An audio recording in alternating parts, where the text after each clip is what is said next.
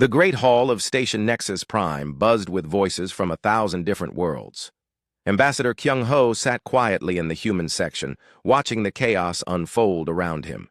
His dark suit looked plain next to the colorful robes and strange armor worn by the other delegates. But he didn't mind. He had learned long ago that looking simple often meant people didn't pay attention to you. Next to him, Nari typed notes on her datapad. Her fingers moved fast across the screen, recording every word spoken by the council members. She had been doing this job for 3 years now, and she knew exactly which aliens to watch. The Velkari were the worst. They acted like they owned the galaxy, even though humans had been in space for almost as long as they had. On Kyung-ho's other side, Jae-sung monitored the translation systems. The young man wore headphones and watched dozens of screens at once. Every word spoken in the hall had to be translated into hundreds of languages.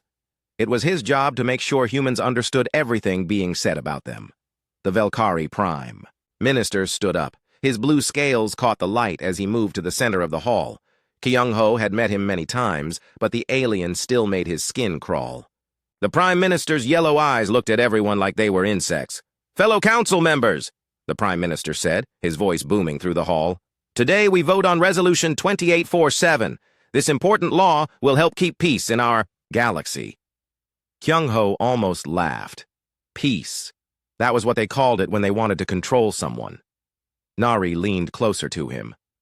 "The Oscari delegate looks nervous," she whispered. "I think they might vote against it." Kyung-ho nodded but said nothing. He had been watching the Oscari, too. They were a careful people who didn't like making enemies, but they also didn't like being told what to do. The Prime Minister continued his speech. "The human colonies have grown very fast in the last 50 years. Too fast, some might say. We need rules to make sure this growth doesn't cause problems for older, more experienced civilizations." Several aliens nodded their agreement. The Thalari delegate actually clapped his 4 hands together. Kyung-ho remembered when humans had saved a Thalari mining ship from pirates just 2 months ago. Short memories these aliens had. Resolution 2847 will limit human expansion to pre-approved sectors, the Prime Minister said. It will also reduce human voting power in the Council to reflect their junior status among us. The hall erupted in noise. Some aliens cheered, others argued. A few looked uncomfortable. Kyung-ho sat perfectly still, his face showing nothing. Jae-sung pulled off his headphones. "Sir, the translation feeds are going crazy.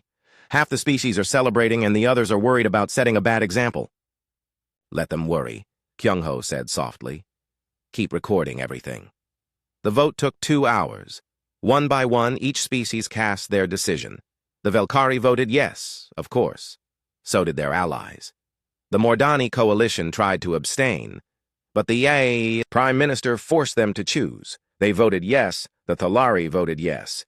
Even the Oscari, after much debate, voted yes. When it was over, Resolution 2847 had passed by a wide margin. Humans were now officially second-class citizens of the galaxy they had helped build. The Prime Minister looked directly at Kyung-ho with a smile that showed too many teeth. "Ambassador Kyung-ho, would you like to address the Council? Perhaps you have thoughts about this new arrangement?" The hall went quiet. Every eye turned toward the human section. This was the moment everyone had been waiting for. They expected Kyung-ho to beg, to offer deals, to promise humans would behave better if only the Council would reconsider. Instead, Kyung-ho stood up slowly. He straightened his tie and walked to the speaker's platform. His footsteps echoed in the silent hall. "Honorable members of the Galactic Council," he began, his voice calm and clear. "Humanity has served on this council for 53 years. We have followed every law, honored every treaty, and helped every species that asked for aid. Some aliens shifted in their seats. Others looked at their datapads, unwilling to meet his eyes. "We built the translation systems that let you all talk to each other," Kyung-ho continued. "We designed the trade routes that connect your worlds. We shared our medical knowledge freely, asking nothing in return. We believed that cooperation made everyone stronger." The Prime Minister's smile faded a little. "Today, you have told us that none of that matters. You have decided that might makes right. and that newer civilizations must bow to older ones simply because they are older. Kyung-ho paused and looked around the hall. When he spoke again, his voice was still calm, but there was something new in it, something that made several aliens lean forward in their seats. Very well, humanity accepts your decision. We understand our place now. He bowed politely, exactly as diplomatic protocol required. Then he turned and walked back to his seat. Nari and Jae-sung were already packing their equipment. They had been waiting for his signal, and the bow was it. Other human delegates throughout the hall began doing the same thing. The Prime Minister looked confused. Ambassador, surely you wish to discuss the terms? There are many details to work out. Kyung-ho stopped walking. He turned around one last time. There is nothing to discuss, he said. Effective immediately, humanity withdraws from all diplomatic relations with the Galactic Council. We will honor existing trade contracts until they expire, but we will not negotiate new ones. We will provide emergency medical aid to anyone who needs it, because that is who we are. But we will not participate in a system that treats us as children. The hall erupted again, but this time the noise was different. Shocked, confused, angry. The Prime Minister's scales turned darker blue. You cannot simply leave. There are procedures, treaties. You have obligations. Our obligations were to a council that respected us as equals. Kyung-ho replied. That council no longer exists. He walked to where Nari was waiting by the exit. As they reached the door, she leaned close to him. Should I give them the message? Now, he said. Nari turned back toward the hall. Her voice cut through the noise like a knife. Oh, and Prime Minister, you might want to check your quantum communication grid in about 6 hours, and your translation matrices, and your trade route calculations. I'm sure you'll figure out how to maintain them without human help. Then she smiled. And it was not a nice smile. After all, you're so much older and more experienced than we are. The human delegates walked out together, leaving the council in stunned silence. Behind them, aliens began shouting questions and demands, but no human answered. In his private chamber later, the Prime Minister tried to contact Earth directly. The message bounced back with a simple, automated response. The Terran government is not currently accepting diplomatic communications. Please try again later. He tried calling the human embassy on Nexus Prime. The building was empty. Every human had left on the same ship as the delegates. For the first time in his long career, the Prime Minister felt something he had never experienced before when dealing with humans. Fear. 3 star systems away, aboard the human diplomatic ship Harmony, Kyung-ho sat in his cabin reviewing reports. Nari knocked on his door and entered when he called. All human personnel have been evacuated from council space, she reported. The recall order went out to every colony, every trade, mission, every embassy. Everyone is coming home. Good, Kyung-ho said. And the other thing? Dr. Soonja confirms the project is ahead of schedule. Defense Minister Boram says the fleet will be ready sooner than expected. Kyung-ho nodded. Then we wait. Let them figure out how much they actually need us. What if they try to force us back?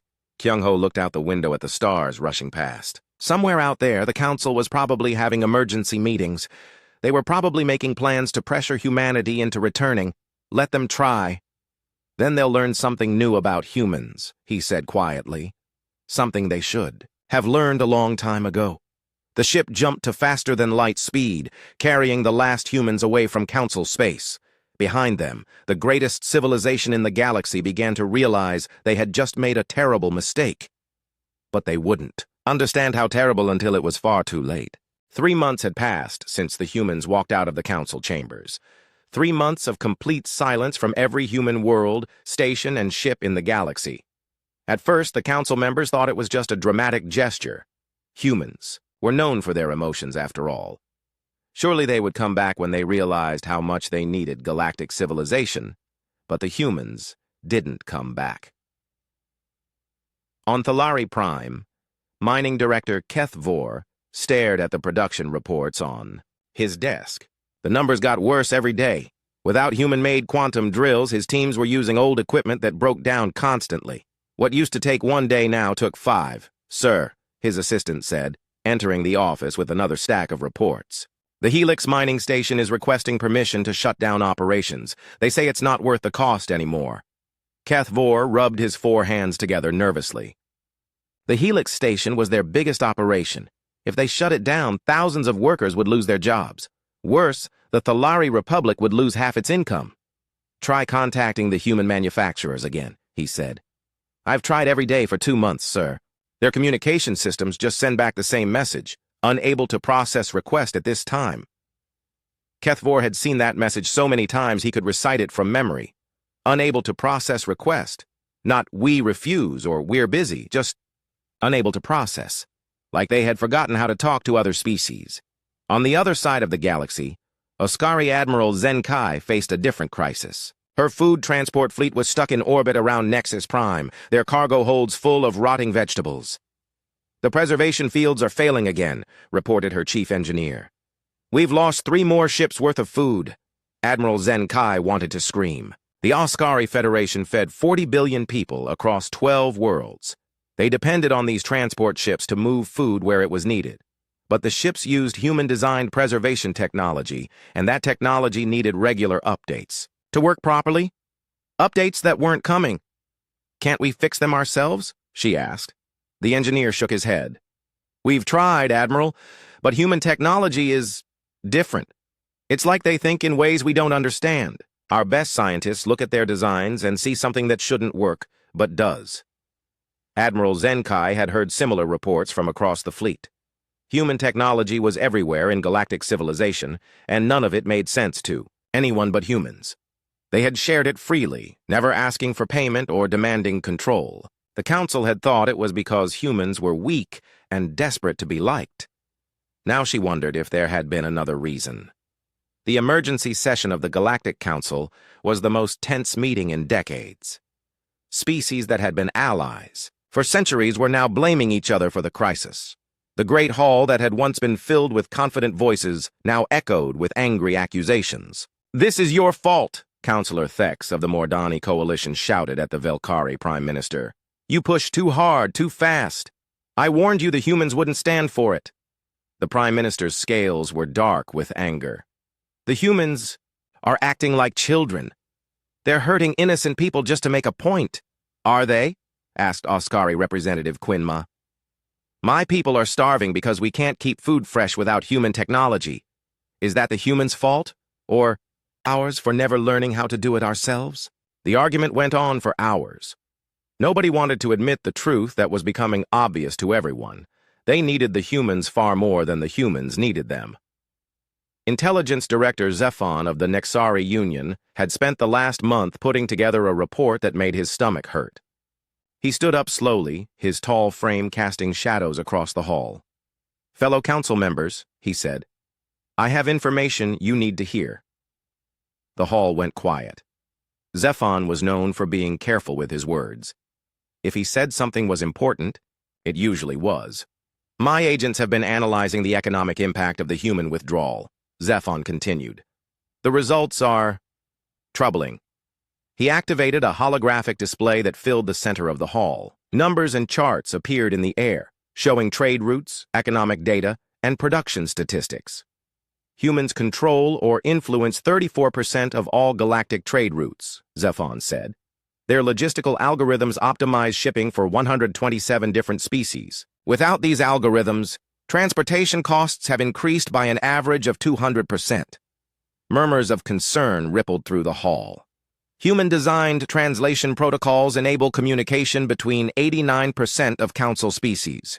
Their medical techniques are currently keeping the entire Kalani species alive after their homeworld disaster. Human-built quantum relays carry 67% of all interstellar communications. The murmurs grew louder. But here's what concerns me most, Zephon said, his voice dropping lower. In 53 years of Council membership, humans never demanded control of these systems. They never asked for payment beyond basic maintenance costs. They never used their position to gain political advantage. He paused and looked around the hall. Why? Why would a species give away such valuable technology? Why would they make themselves so useful and then ask for so little in return? The Prime Minister's scales had turned pale blue. What are you suggesting, Director? I'm suggesting that maybe the humans weren't desperate to be liked. Maybe they were planning ahead. On the other side of the galaxy, things were very different. Earth's capital city hummed with activity as ships arrived and departed every hour. The human colonies that had seemed so scattered and vulnerable were now working together with military precision. Defense Minister Boram stood in the orbital command center, watching reports flow in from across human space. Every human settlement was growing faster than ever before. New colonies were being established at an incredible rate. Most surprising of all, human technology seemed to have jumped forward by decades in just 3 months. How are the resource surveys going? She asked Captain Tejo. The young officer pulled up a star chart. Better than expected, Minister. It turns out we've been sitting on some very valuable systems. The Kepler 442 system has rare Earth deposits that could power our expansion for centuries. Boram nodded. And the Council doesn't know about any of this? No, ma'am. We kept these discoveries classified. As far as they know, we're just farmers and traders. In her laboratory, deep beneath Seoul, Dr. Sunja put the finishing touches on humanity's greatest secret. The device on her workbench looked simple, but it represented years of careful research and development. More importantly, it represented everything humans had learned from 53 years of studying alien technology. Dr. Sunja, her assistant Da-Un said, the test results are back from the Mars facility. The new drive system works perfectly. Sunja smiled. The Council thought humans were junior partners who had contributed little to galactic civilization. They had no idea that humans had been carefully studying every piece of technology they encountered, improving it, and developing their own versions. What about the other projects? All on schedule. The stealth systems are ready for field testing. The new weapons are 400% more efficient than anything the Council has, and the terraforming technology... Da-Un paused. Minister, we can now transform a dead world into a garden in less than 2 days. Sunja looked out the window at the stars. Somewhere out there, the Council was probably panicking as their civilization started falling apart without human support. Part of her felt sorry for them. But a larger part remembered every insult, every dismissive comment, every time humans had been treated like children who should be grateful for any scraps thrown their way. Dr. Sunja, Da-Un said quietly, do you think we're doing the right thing? Sunja considered the question. Were they doing the right thing? They weren't attacking anyone. They weren't trying to conquer the galaxy. They had simply decided to stop helping people who didn't respect them. Da-Un, she said finally, do you remember what my grandfather used to say about bullies? That the only way to deal with them is to show them you're not afraid? Exactly. The Council has been bullying younger species for thousands of years. They think might makes right, and that older civilizations automatically deserve more respect. We're just showing them what happens when their victims decide to stop playing along. Meanwhile, on Station Nexus Prime, the Prime Minister sat in his private office trying to solve an impossible puzzle. Every day brought new reports of system failures, economic collapses, and social unrest. The Velkari Empire's own communication grid had failed twice in the last week. Without human-maintained quantum relays, messages that used to arrive instantly now took days or weeks to reach their destinations. His aide entered the office with another stack of reports. Sir, the Hegemony Council is demanding immediate action. 3 more species are threatening to leave the Alliance if we can't resolve the human situation. The Prime Minister felt very old and very tired. He had spent his entire career believing that the Velkari Empire was the greatest civilization in the galaxy. They had the biggest fleets, the most advanced weapons, the longest history. How could a species that had only been in space for a few centuries cause so much trouble? Have we heard anything from our scouts? He asked.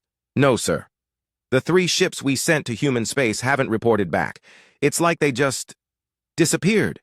The Prime Minister's blood ran cold. 3 shy. 6 months after the humans disappeared from Council space, Intelligence Director Zephon stood before the emergency assembly with a report that would change everything. His normally calm face looked tired and worried as he activated the holographic display. Fellow council members, he began, what I'm about to tell you will be difficult to accept. The Great Hall was packed with representatives from every major civilization. Even species that rarely left their homeworlds had sent delegates. The human crisis had touched everyone. For the past 6 months, my intelligence teams have been studying the impact of human withdrawal. We thought we were documenting an economic problem. Instead, we discovered something much more serious. Zephon's first hologram showed the galaxy's communication network. Bright lines connected thousands of worlds, showing how information flowed between civilizations. But now, many of those lines were dark or flickering. Our galactic communication grid is failing, Zephon said. Not because of equipment failure, but because humans designed and maintained the core protocols that make it work. Without regular updates from human technicians, the system is slowly breaking down. Counselor Thex leaned forward. Can't we fix it ourselves? We tried, Zephon replied. Our best engineers have been working on the problem for months. But human programming is unlike anything we've seen before. It's not just code, it's almost like art. It thinks in ways that don't match how any other species approaches technology. The next hologram showed trade routes throughout the galaxy. Red marks indicated shipping delays, increased costs, and failed deliveries. Human logistical algorithms optimize 78% of all galactic trade. Their system didn't just move cargo efficiently, it predicted problems before they happened, rerouted ships around dangerous areas, and balanced supply and demand across hundreds of worlds. Without it, shipping costs have tripled and delivery times have doubled. Prime Minister Vex of the Mordani Coalition stood up. Director Zephon, are you telling us that the humans controlled our entire economy? No, Zephon said quietly. That's what makes this so troubling. The humans never controlled anything. They just made everything work better, and they never asked for anything in return except basic respect. The final hologram was the most shocking. It showed medical data from across the galaxy. 3 entire species are alive today only because of human medical technology, Zephon continued. The Kalani, homeworld, was poisoned by volcanic gas 40 years ago. Human doctors developed the treatment that keeps them alive. The Traxian people suffer from a genetic disease that would have wiped them out. Human geneticists created a cure and gave it away for free. The hegemony worlds depend on human-designed life support systems for their deep space colonies. Though, Hall was completely silent now. But here's what concerns me most, Zephon said. In 53 years of membership, humans never used any of this as leverage. They never demanded political favors in exchange for medical treatment. They never threatened to cut off communications to get better trade deals. They never held our shipping routes hostage to increase their influence. He paused and looked around the hall. Why? What kind of species gives away that much power and asks for nothing in return? The Prime Minister's scales had turned pale blue. What are you suggesting? I'm suggesting that maybe the humans weren't weak. Maybe they were patient. On the other side of the galaxy, Captain Wei Jin stood on the bridge of the stealth ship Shadow as it drifted silently through council space. To anyone watching, there was nothing there. Human stealth technology had advanced far beyond anything the council could detect. Captain, reported his sensor officer Minho, we're picking up another council patrol. They're searching the Arcturus system again. Wei Jin nodded. For the past month, council ships had been desperately searching human space, trying to find some sign of where humanity had gone. They had no idea that human ships were watching them from just a few kilometers away. Any sign they've detected us? No, sir. Their sensors can't even tell we're here. Wei Jin smiled. The council thought they were the advanced ones, with their 1,000-year-old civilizations and ancient technologies. They had no idea that humans had been quietly revolutionizing everything they touched. Continue monitoring, he ordered, and make sure you record everything. Command wants to know exactly what kind of ships they're sending into our space. Meanwhile, on Earth, Dr. Sunja was putting the finishing touches on humanity's most ambitious project yet. The massive device filled an entire underground laboratory, and its implications would reshape the galaxy. Dr. Sunja, her assistant Daun said, the final tests are complete. The terraforming array works perfectly. Sunja looked at the readings on her screen. With this technology, humans could transform any world into a paradise in less than 48 hours. Dead rocks could become garden worlds. Poisoned atmospheres could be cleaned and refreshed. Desert planets could bloom with life. What about the other projects?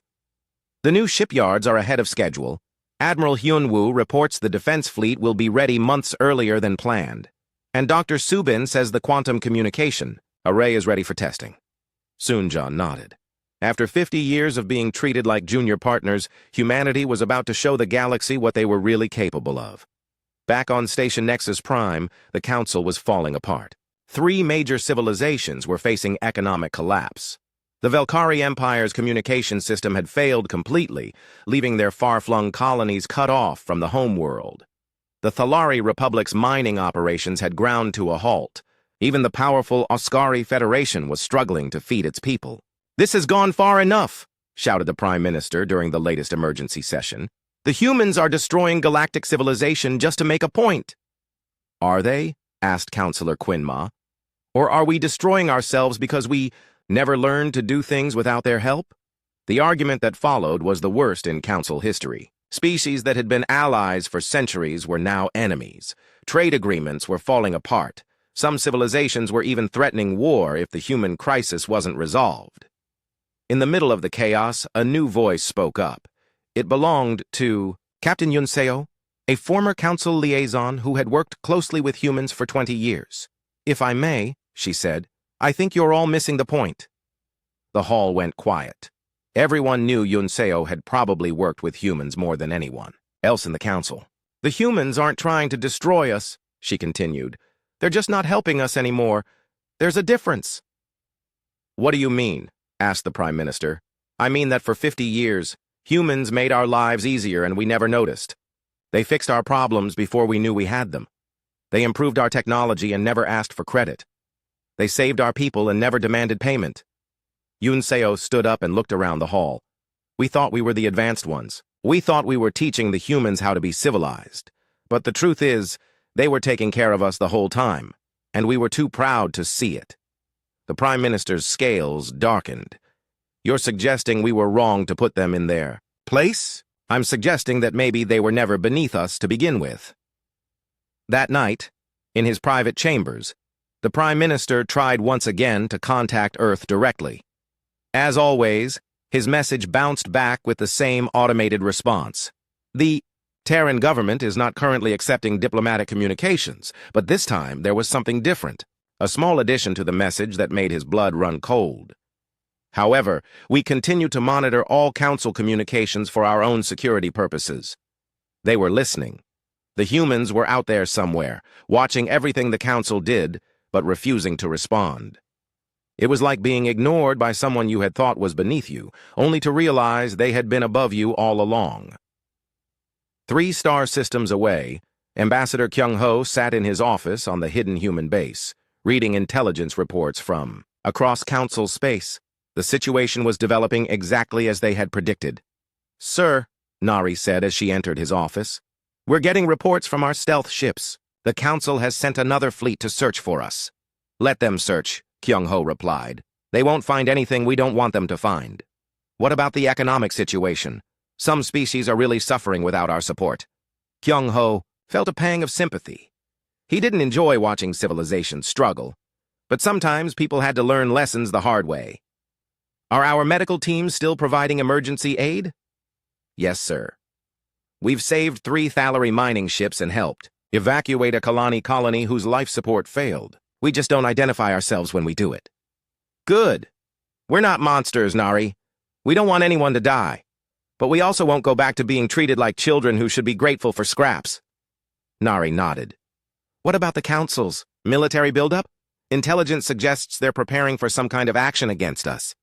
Kyung-ho looked out the window at the construction sites visible on the planet below. New ships were being built using technology the Council couldn't even imagine. Weapons that could penetrate any shield, defenses that could stop any attack, and most importantly, people who were finally united in purpose. "Let them come," he said, quietly. "It's time they learned what humans are really capable of when we stop pretending to be weak." The next morning, 8 months after humanity's withdrawal, the galaxy was breaking apart. 3 major civilizations faced complete economic collapse.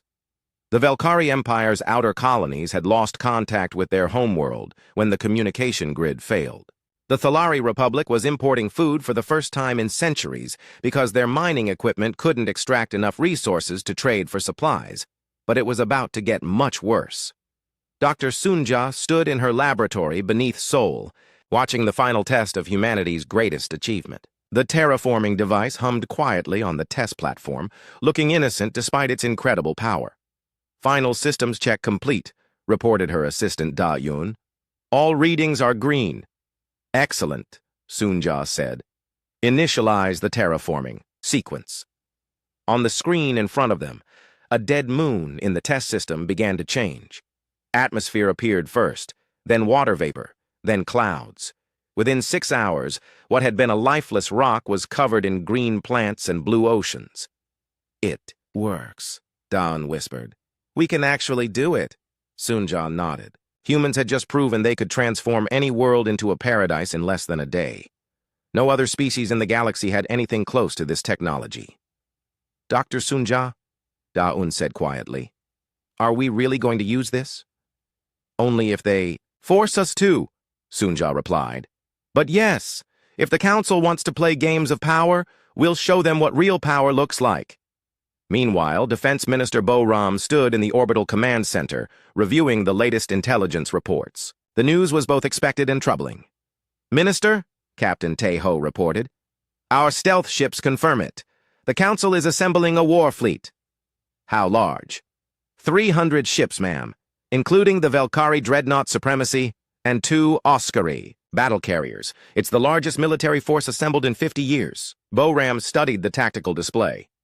The Council fleet was massive and well-armed. Under normal circumstances, it would be unstoppable. But these weren't normal circumstances. "What's our fleet status?" Admiral Hyunwoo reports ready for deployment. All ships are equipped with the new technology packages. Stealth systems, quantum shields, and neural disruptors are online and tested. Bo-Ram nodded. The Council was about to get a very unpleasant surprise. On Station Nexus Prime, the emergency session had turned into chaos. Half the Council wanted to negotiate with the humans. The other half demanded military action. The arguments had been going on for hours. "We cannot show weakness," shouted the Valkyrie Prime Minister. "If we let the humans dictate terms to us, every minor species in the galaxy will think they can do the same. And if we attack them and lose?" asked Councillor Quinn Ma. "What then?" "We won't lose," the Prime Minister replied. "The humans have maybe 50 ships. We're sending 300. It's not even a fair fight." Intelligence Director Zephon looked uncomfortable. "Prime Minister, I should point out that we haven't actually seen any human military ships in 8 months. We don't know what they have." "Because they're hiding like cowards," the Prime Minister said dismissively. "When they see our fleet, they'll surrender immediately." Zephon wasn't so sure. His agents had been trying to penetrate human space for months without success. Either the humans had no defenses at all, or their defenses were so good that Council intelligence couldn't detect them. Given everything else they had learned about human capabilities, he suspected it was the latter. The vote was closer than expected, but the military option won. The Council fleet would depart in 3 days, with orders to force humanity back to the negotiating table. "What if they refuse?" asked Councillor Thex. The Prime Minister's scales darkened. "Then we'll remind them that the galaxy has rules and consequences for breaking them." 3 days later, the largest military fleet in galactic history departed from Nexus Prime. Admiral Vorthak of the Valkyrie Empire commanded from the bridge of the Dreadnought Supremacy, confident that his overwhelming force would end the human problem quickly. "Set course for the Sol system," he ordered. "Best speed." "Sir," his tactical officer reported, "we're detecting some unusual energy readings from the direction of human space." "Define unusual." "I'm not sure, sir. It's like nothing in our databases. The signatures don't match any known technology." Admiral Vorthak dismissed the report. The humans were probably testing some new communication equipment, trying to contact the Council for negotiations. It was too late for that now. What the Admiral didn't know was that Captain Wei Jin's stealth ship was following his fleet, recording everything. And what Captain Wei Jin didn't know was that Admiral Hyun-woo's defense fleet was already in position, waiting. On Earth, Ambassador Kyung-ho received the final intelligence report about the Council fleet's departure. He felt no satisfaction, only sadness that it had come to this. "Sir," Nari said, "Admiral Hyun-woo is requesting final confirmation of rules of engagement." "No casualties unless absolutely necessary," Kyung-ho replied. "We want to make a point, not start a war." "And if they refuse to surrender?" Kyung-ho looked out at the stars. Somewhere out there, 300 ships full of people were coming to attack his homeworld. They thought they were bringing overwhelming force against a weak enemy. They had no idea what they were walking into. Then we show them why we've been patient for so long, he said, and why that patience is about to end. The Council fleet reached the edge of human space after a week of travel. Admiral Vorthak expected to find human ships waiting to negotiate or flee. Instead, he found empty space. Sir, his sensor officer reported, we're not detecting any human vessels. No defense platforms, no warning beacons, nothing. They're probably hiding behind their star, the Admiral said. Take us into the inner system. As the fleet moved deeper into human space, something strange began to happen. Ships started disappearing from sensors one by one. Not destroyed, just gone, like they had never existed. Admiral! The sensor officer called out in panic. I'm losing contact with the outer patrol ships. What do you mean losing contact? They're just not there anymore, sir. No distress signals, no weapons fire, no debris. They're just gone. Admiral Vorthak felt a chill run down his spine. 50 ships had just vanished without a trace. How was that possible? Sir, another officer called out. I'm detecting massive energy signatures directly ahead. It's a fleet, sir. A human fleet. The main screen flickered to life, showing dozens of ships that seemed to appear from nowhere. They were unlike anything in the Council databases. Sleek, dark vessels that seemed to bend light around them. How many? Admiral Vorthak asked. 60 ships, sir. But, sir, they're not showing up on our targeting systems. It's like they're there but not there at the same time. Before the Admiral could respond, his communication system crackled to life. A calm voice spoke in perfect galactic standard. Council Fleet, this is Admiral Hyunwoo of the Terran Defense Force. You are in violation of Terran space. Turn around and leave immediately. Admiral Vorthak activated his own communication system. Admiral Hyunwoo, I am Admiral Vorthak of the Galactic Council. By order of the Council, you will stand down and prepare for escort back to Nexus Prime. There was a long pause. Then Admiral Hyunwoo spoke again, and his voice was different now. Colder. Admiral Vorthak, you have 30 seconds to begin turning your fleet around. If you do not comply, we will disable your ships and take your crews into protective custody. Admiral Vorthak laughed. Admiral, you have 60 ships. I have 250. Do the math. I have done the math, Admiral Hyunwoo replied. You have 29 seconds. You're bluffing. No species would attack a Council fleet. 25 seconds. Admiral Vorthak cut the communication. All ships, prepare for battle. Target their lead vessels and fire on my command. His tactical officer looked confused. Sir, I can't get a targeting lock. Their ships keep phasing in and out of our sensors. Then fire where you think they are. 15 seconds. Admiral Hyunwoo's voice came through the communication system. Again, even though Admiral Vorthak had cut the connection. How is he still talking to us? Admiral Vorthak demanded. I don't know, sir. He's somehow overriding our communication systems. 10 seconds. Fire, Admiral Vorthak shouted. Fire everything. The Council fleet opened up with every weapon they had. Energy beams and missile volleys filled space with deadly light. But every shot passed harmlessly through empty space. The human ships flickered like ghosts, impossible to hit. Time's up, Admiral Hyunwoo said. What happened next would be talked about in military academies for centuries. The human ships seemed to phase back into normal space, but they were everywhere at once. Council vessels found human ships directly above them, below them, inside their formation, where no ship should have been able to get. Blue energy beams lanced out from the human fleet. But instead of explosions and destruction, something much more frightening happened. One by one, Council ships simply stopped working. Their engines went dead, their weapons powered down, their life support switched to emergency backup. In 15 minutes, the most powerful fleet in galactic history had been completely disabled without a single casualty. Admiral Vorthak sat in his darkened bridge, emergency lighting casting eerie shadows on the walls. Every system on his ship was dead except for life support and basic communication. This is Admiral Hyunwoo, the human voice said over the intercom. All Council personnel, WB. The news of Admiral Vorthak's defeat spread across the galaxy like wildfire. Within days, every species knew that the mighty Council fleet had been disabled by humans in less than 20 minutes. More shocking still, Every council soldier had been returned safely, treated for injuries, and given supplies for their journey home. On Station Nexus Prime, the emergency session had turned into complete chaos. The great hall that had once buzzed with confident voices now echoed with fear, anger, and desperate arguments. "Impossible!" shouted the Velkari Prime Minister, his scales dark with rage. 300 ships don't just stop working. There must be some mistake." Intelligence Director Zefan stood at the center of the hall, his tall frame casting long shadows as he delivered his report.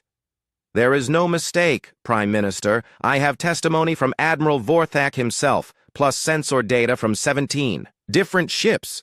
The humans have military technology that is decades ahead of anything we possess." "But how?" demanded Councillor Thex. 8 months ago they were weak junior partners." "No," Zefan said quietly. 8 months ago we thought they were weak junior partners. There's a difference." The Prime Minister's scales had turned pale blue with stress. "What exactly are you saying, Director?" Zefan activated a holographic display showing the battle data. Even though many council members had seen it before, watching it again sent chills through the hall. The human ships used some kind of phase technology that allowed them to become temporarily undetectable. Our weapons passed right through them. When they returned to normal space, they were able to position themselves anywhere they wanted within our formation. The display showed council ships simply going dark, one after another. Their weapons didn't destroy our ships, they disabled them. Every system except life support was shut down simultaneously across the entire fleet. No species has ever demonstrated that level of technological precision. Councillor Quinn Ma leaned forward. "Director, what's your assessment of human military capabilities?" Zefan was quiet for a long moment. "Honestly, I don't think we saw their full capabilities. The battle felt more like a demonstration than a real fight. They could have destroyed our entire fleet, but they chose not to." "Chose not to?" the Prime Minister asked. Admiral Vorthak reported that Admiral Hyunwoo seemed almost sad about the whole thing. "The humans treated our people with respect and kindness, even after we had come to attack them. That doesn't sound like the behavior of conquerors. It sounds like the behavior of people who are trying to teach a lesson." The hall fell silent. The implications were staggering. If the humans had been holding back this much military power while serving as junior partners for 50 years, what else might they be capable of? "There's more," Zefan continued. "Our long-range sensors have detected massive construction projects in human space. New colonies, new shipyards, new installations we can't identify. In 8 months, they've expanded their civilization faster than any species in recorded history." "How is that possible?" "We think they've been planning this for decades, maybe since they first joined the council. Everything they've done, sharing technology, making themselves useful, never asking for political power. It all makes sense if you assume they were preparing for the day they would have to stand on their own." Meanwhile, in human space, things were very different. The victory over the council fleet had been celebrated, but it had also marked the beginning of an even more ambitious phase of human expansion. Captain Yun Seo stood on the bridge of the colony ship New Hope as it approached, a dead world in the Kepler system. Behind her, Dr. Subin monitored the terraforming equipment that would transform this lifeless rock into humanity's newest garden world. "Captain," reported her navigation officer So Young, "we're in position over the target planet.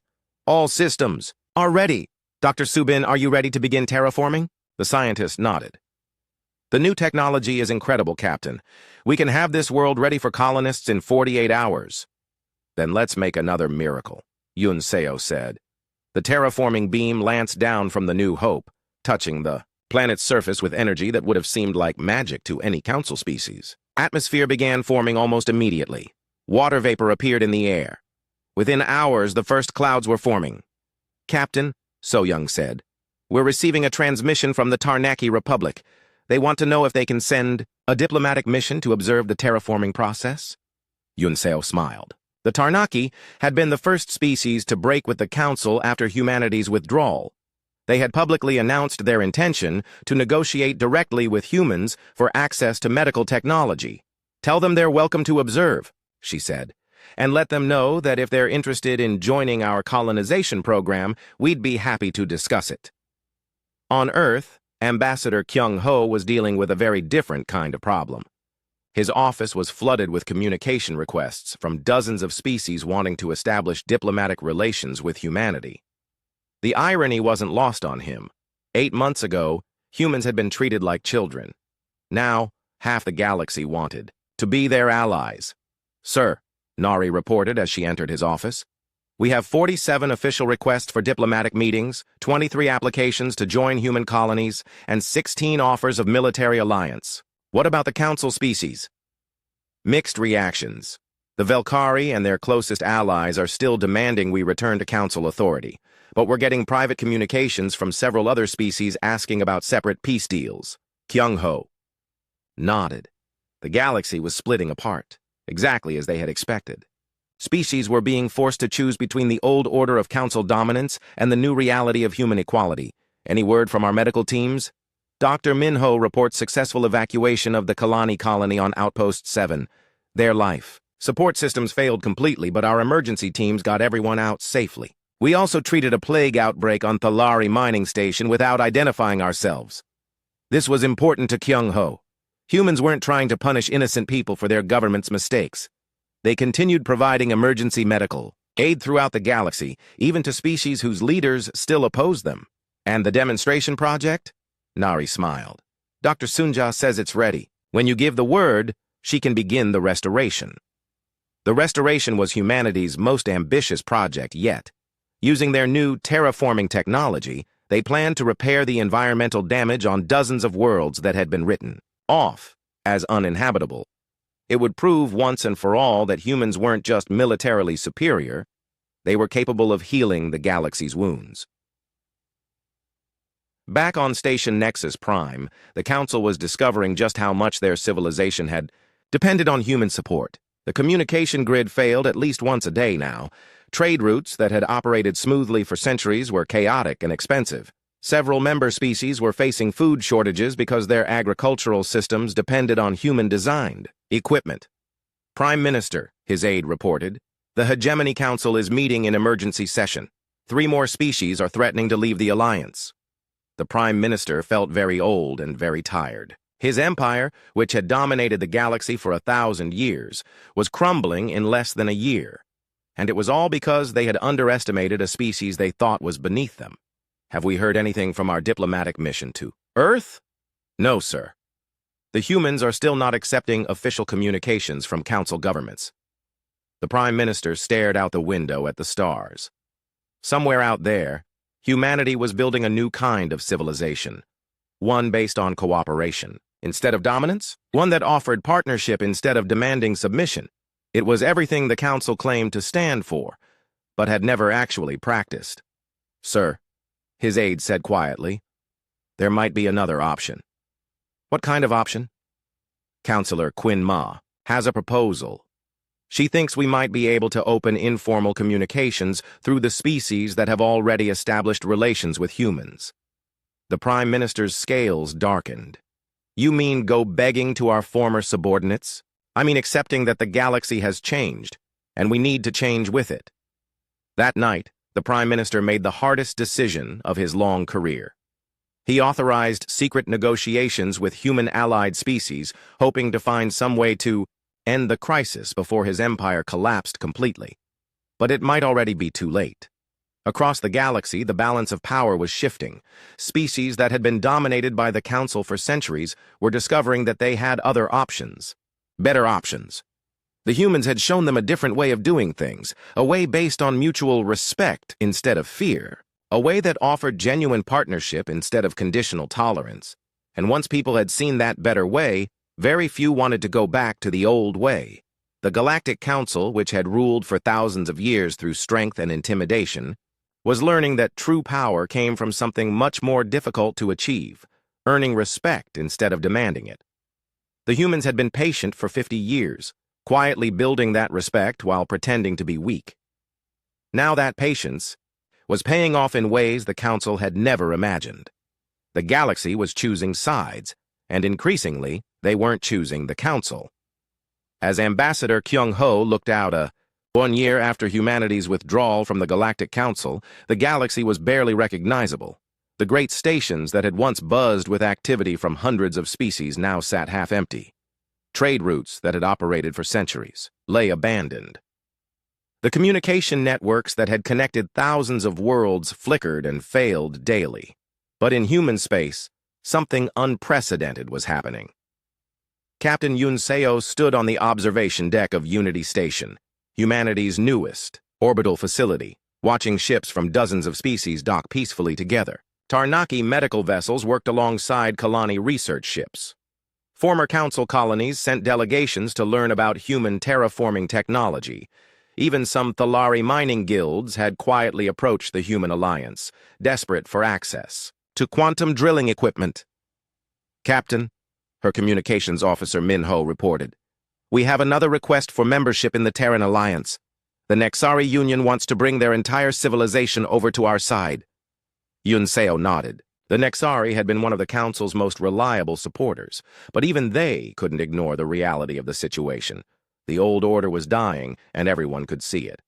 "What's our current membership status?" 47 species have joined the Alliance, sir. Another 23 are in negotiation. We're providing medical aid to 61 different civilizations, terraforming services to 12 worlds, and emergency food supplies to 8 systems. The numbers were staggering. In just 1 year, humanity had built a new galactic civilization that was larger, more prosperous, and more stable than the 1,000-year-old Council. On Earth, Dr. Sunja put the finishing touches on humanity's greatest gift to the galaxy. The restoration project was ready to begin, a massive effort to repair the environmental damage on worlds that had been written off as dead. Dr. Sunja, her assistant Da-Yun, reported, "All terraforming arrays are in position. We can begin healing the devastated worlds whenever you give the order." Sunja looked at the star chart showing the target systems. 12 worlds that had been poisoned, bombed, or stripped of resources during various wars and disasters.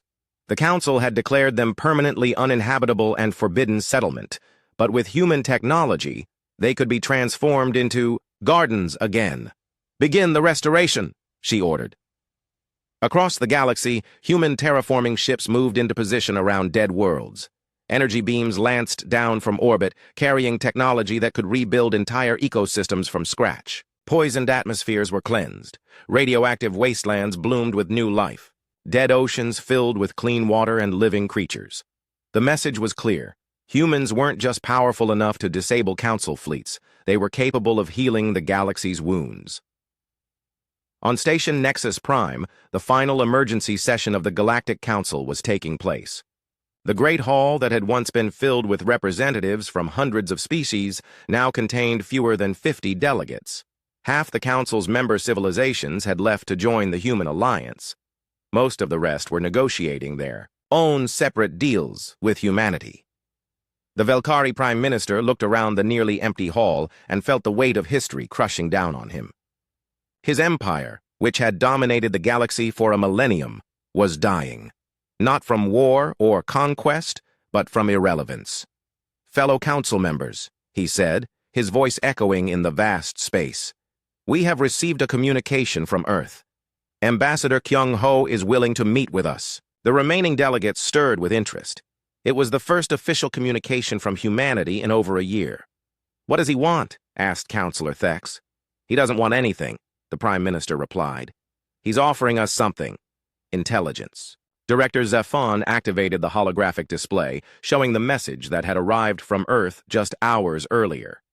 Ambassador Kyung-ho's image appeared in the center of the hall, looking calm and dignified. "Members of the Galactic Council," the recorded message began, "humanity extends an invitation to join the Terran Alliance as equal partners in building a better galaxy." Murmurs of surprise rippled through the hall. "We are not interested in conquest or revenge," Kyung-ho continued. "We are interested in cooperation, mutual respect, and shared prosperity. The old system of dominance and submission has failed. We offer you a chance to help us build something better." The image paused, and Kyung-ho's expression grew more serious. "However, this offer comes with conditions. Species joining the Alliance must accept that all members are equals, regardless of age, size, or military power. There will be no senior or junior partners. No species will have the right to dictate terms to others. And most importantly, any species that has committed crimes against sentient beings must make amends before they can join." The hall went silent. The Alliance will provide medical aid, terraforming assistance, and technological support to all members. But we will not tolerate bullying, exploitation, or discrimination. The galaxy is big enough for everyone to prosper, but only if we work together as equals. The message ended with coordinates for a meeting on the neutral world of Haven, a planet that humans had terraformed specifically for diplomatic purposes. After the recording finished, the hall remained silent for several minutes. Finally, Counselor Quinma spoke up. He's offering us exactly what we should have offered them 50 years ago. The Prime Minister's scales had turned a pale, defeated blue. Are you suggesting we accept? I'm suggesting we recognize reality, Quinma replied. The council is finished. Our civilization is collapsing. Meanwhile, the humans have built something better in just 1 year. Maybe it's time to swallow our pride and learn from them. 3 days later, a small delegation of former council members arrived at Haven. The planet was a masterpiece of terraforming, rolling green hills, crystal-clear rivers, and cities that seemed to grow naturally from the landscape. It was more beautiful than any council world they had ever seen. Ambassador Kyung-ho met them at the landing platform, accompanied by Nari and several other human officials. But he wasn't alone. Delegates from dozens of species stood with him, former council members who had already joined the Alliance. Welcome to Haven, Kyung-ho said formally. Thank you for coming. The Prime Minister looked around at the mixed group of humans and aliens standing together as equals. It was everything the Council had claimed to represent, but had never actually achieved. Ambassador Kyung-ho, he said, I must ask, why are you offering this? After everything we did to you, why give us a chance to join your alliance? Kyung-ho was quiet for a moment, considering his answer. Because 50 years ago, when humanity first reached the stars, we were scared and alone. The Council could have destroyed us or ignored us. Instead, you let us join galactic civilization. You gave us a chance to prove ourselves. He paused and looked around at the diverse group of beings gathered on the platform. You didn't treat us as equals, but you didn't treat us as enemies either. Now we're in a position to return that favor. We're offering you the same chance you once offered us. The opportunity to prove that you can be better than you were. The negotiations took 3 weeks.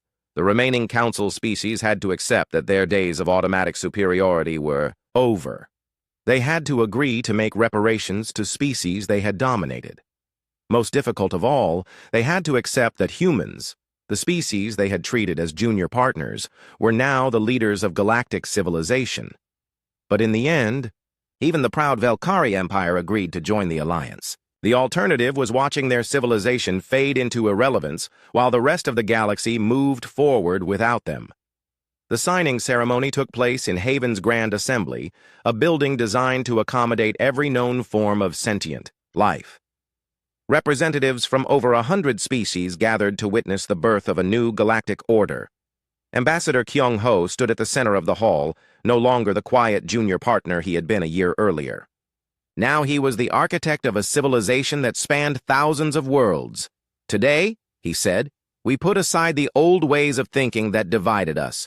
No more senior and junior partners, no more dominant and subordinate species. From this day forward, we are simply neighbors, working together to build something better than any of us could achieve alone. The applause that followed was genuine and enthusiastic, but it was Nari who spoke the words that would be remembered by history. The council taught us that the strong rule the weak, she said, but we learned something different. The truly strong don't rule anyone. They lift others up and stand beside them as equals. She looked directly at the former council delegates. You taught us that lesson without meaning to. You showed us what we didn't want to become, and for that, we thank you.